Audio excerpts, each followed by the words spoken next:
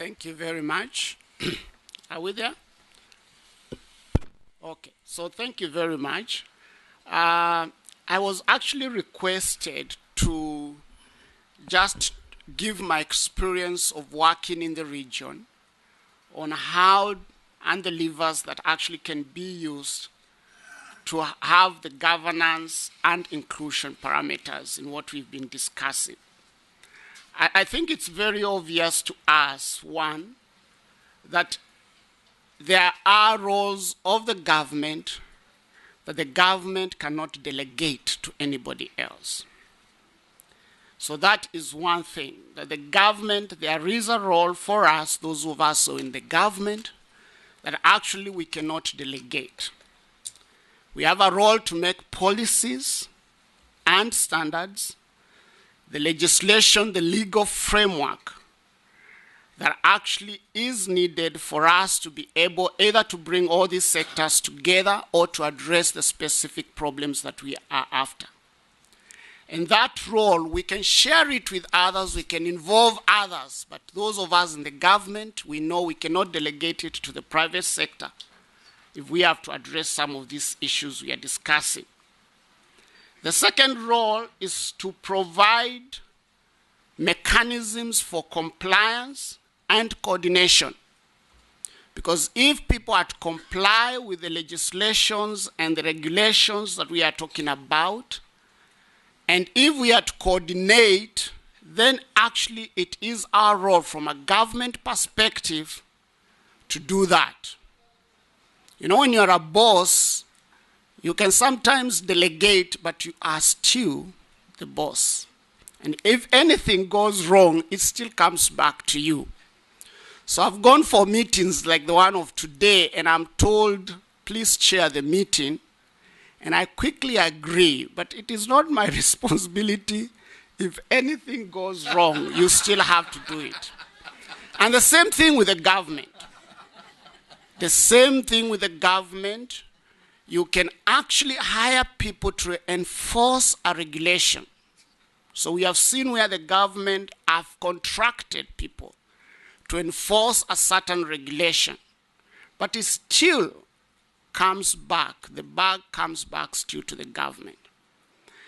So I want to talk to those of us who come from the government, because those two roles are very key. The third role for the government is that all these things that we are talking, even the resources, actually, it is our obligation to eradicate poverty, remove disease and malnutrition, if there is any, to defend the rights of our people. It is still us. So actually the government has an obligation to raise the resources that are needed for that to happen.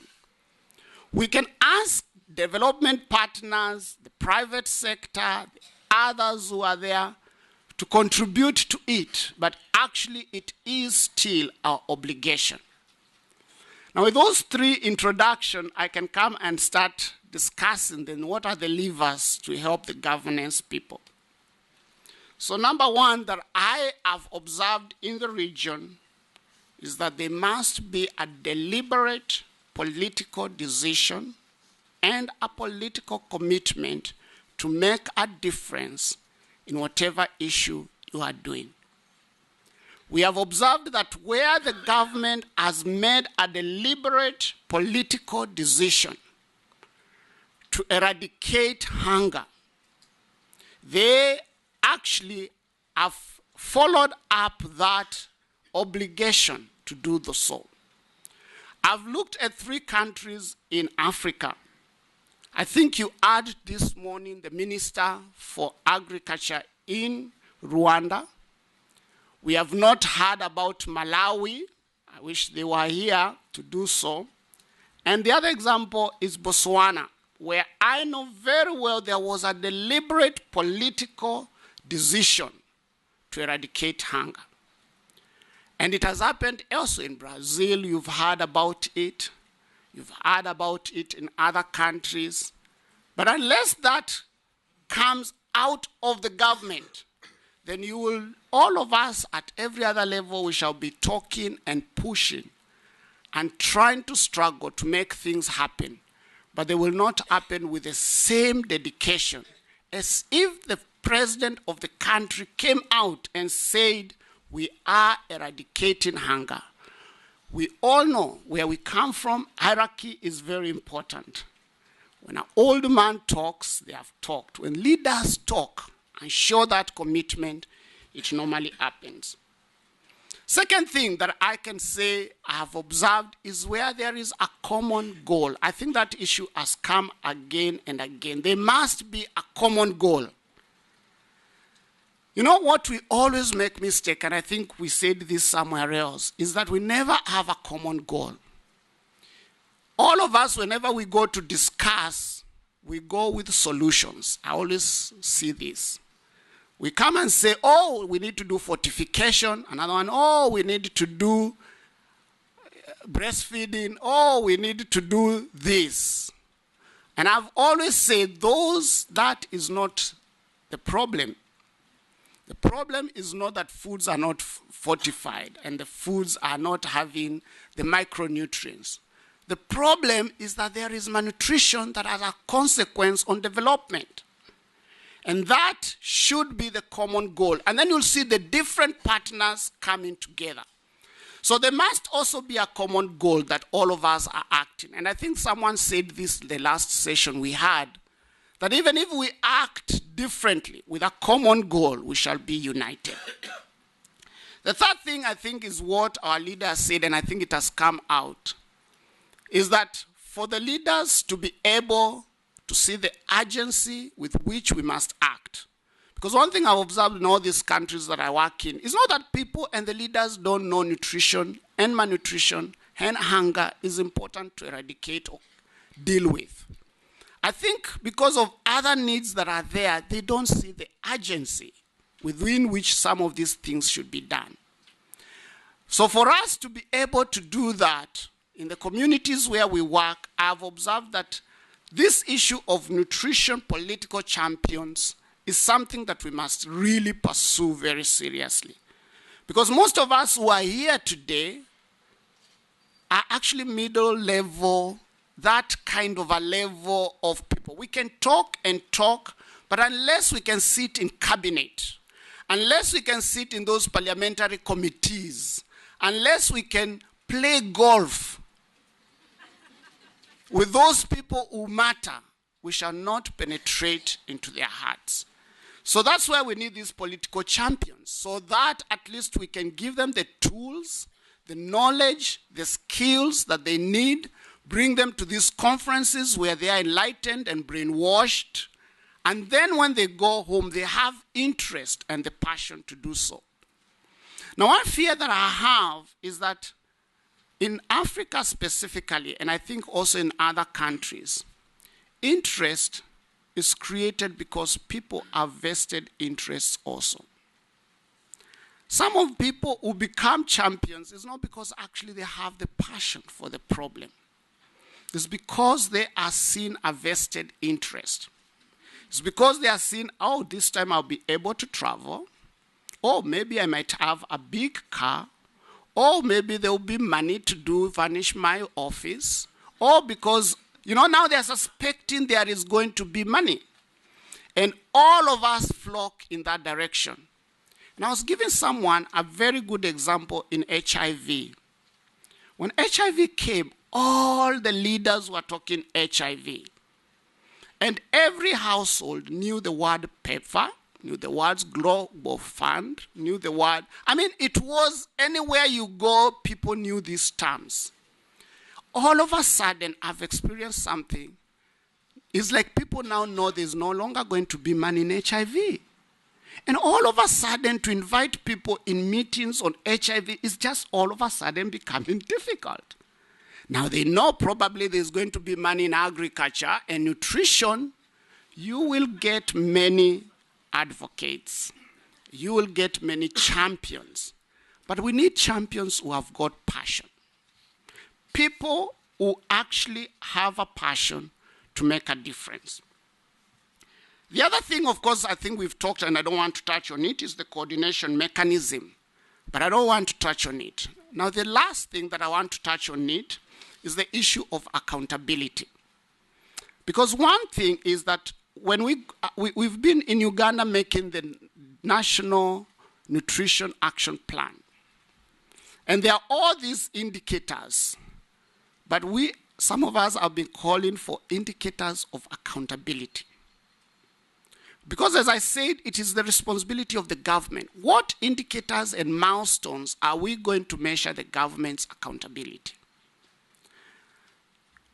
We need a structure that coordinates us.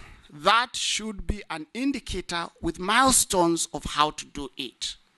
We need people at the districts that are going to do some of these things, the capacity at that level.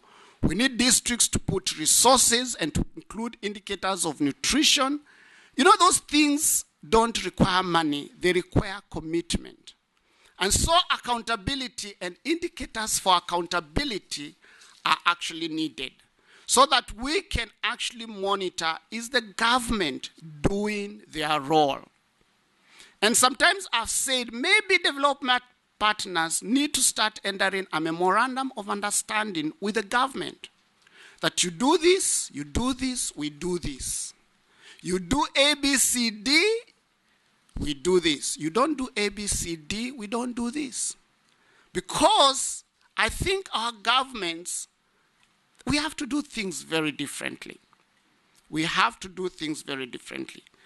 And one method of accountability, and I've been asking people who would analyze DHS data, can we analyze this data by constituency?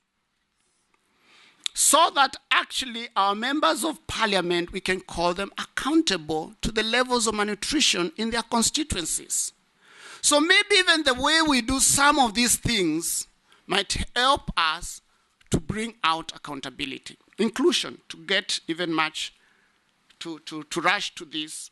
Inclusion, again, I think for us to include the different people that we need to include, and here I'm not going to speak on donors, the private sector, or the NGOs. Let me talk about that person down there, that person we want to include who is actually affected the beneficiary. One, the goals we've set, are they also their goals? Do they understand those goals? Do they feel it is a society goals? Are we all making this a movement where everybody feels we are eradicating hunger? Because we need to make them feel this is also our goal, to eradicate hunger. Secondly, if we want to have them actually do that, what I've seen in most countries, we have to brand nutrition.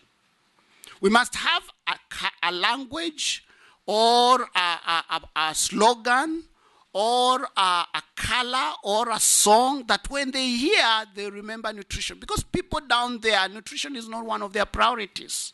Whenever we ask them of priorities, nutrition is not one of them. So I've seen where they have set branding of that particular issue. Like say, no child goes hungry in this country. Where they say njaa marufuku in Kenya or Tanzania, that hunger is illegal. And everybody knows that and is said at all levels. It makes the issue even bigger. But let me say the other way to include them, I have to cut a few of them. I think those countries where we have killed cooperatives and farmer groups, I think we have to bring them back. I know sometimes we fear because they might turn being political. And we all fear the power of the communities coming back. But I think that is one forum where actually we can include people. It's by giving them a voice to bargain. And I want to say to bargain in what? I think we've been all talking about bringing prices down. But I asked someone yesterday, whose price are we bringing down? Is it the price for the urbanites, me and you, Prof. Kichafunda? Or is it the price of the goods that we are buying at community level for the farmer? In Uganda, a kilo of maize this season was costing 150 Uganda shillings per kilo. That translates to $70 per ton. My wife calculated for me and showed me actually if that woman was working 3 days a week and a number of months and so on, she would be earning less than what is the average wage of a laborer in the village. And she told me, if I was that woman, I would not grow maize. We want to keep the prices of the urbanites low at the expense and the sweat and the blood of someone in the village. For us to include them in these discussions, my saying is that we must give them a forum to be able to bargain what is rightfully theirs. I think I should stop there. Thank you very much.